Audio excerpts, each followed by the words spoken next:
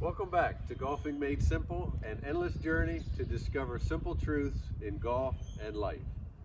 All right, last time we talked about the backswing.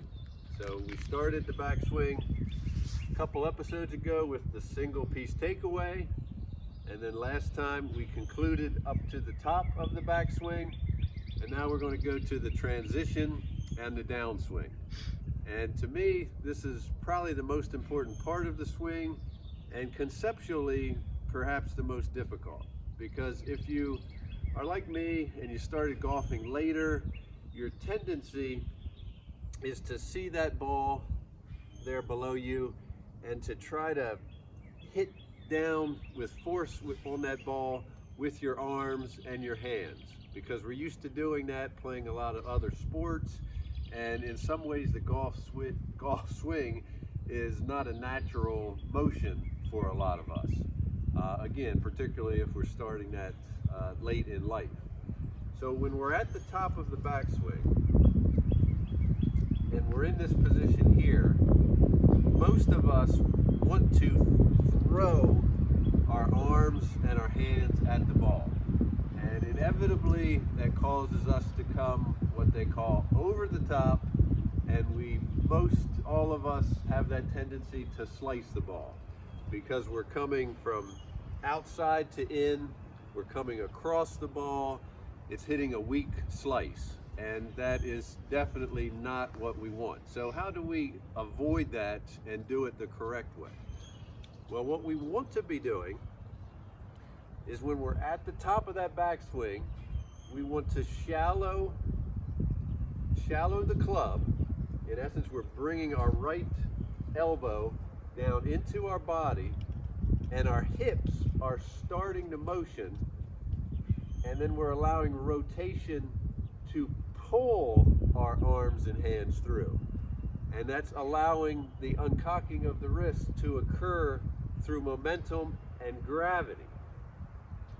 Very simple, but conceptually very difficult to put into practice, because we have to resist being dominant with our hands and our arms. So we're at the top, we have to realize we want to start with the lower body. If you watch a lot of Ben Hogan's videos or books, the most important thing is starting the swing with the lower body. When you do that, that will automatically shallow the club, bring you down here, and then you have to rotate through, and that will whip your arms and your hands through with gravity and centrifugal force, as we've talked about.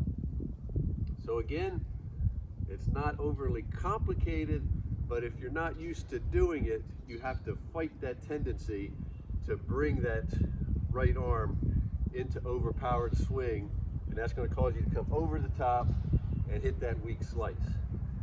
So we want to go with the lower body, rotate through, and hopefully it looks something like this.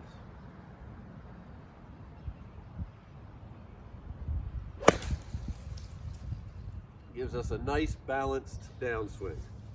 Everything in balance, pulling that through and up to a balanced finish. So I hope that makes some sense. Go online, look at Ben Hogan, focus on starting that downswing with the hips, dropping down into the slot, as they'll call it, then whipping through, but not using your forearms and your hand muscles, whipping through with gravity and accelerating through. And really, conceptually, the golf swing, if you look up again some physics terms of the golf swing, they call it a double pendulum. So in reality, it's your left arm is pendulum one, it's swinging around your body, and then the club head with the wrist cock here is the second pendulum.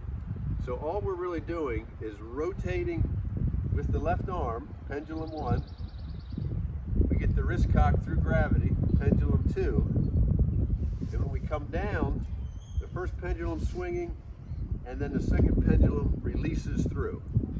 All right, so really the whole golf swing is the left arm being pendulum 1, it hinges pendulum 2, we drive the left arm down, pendulum 1, and then we release pendulum 2.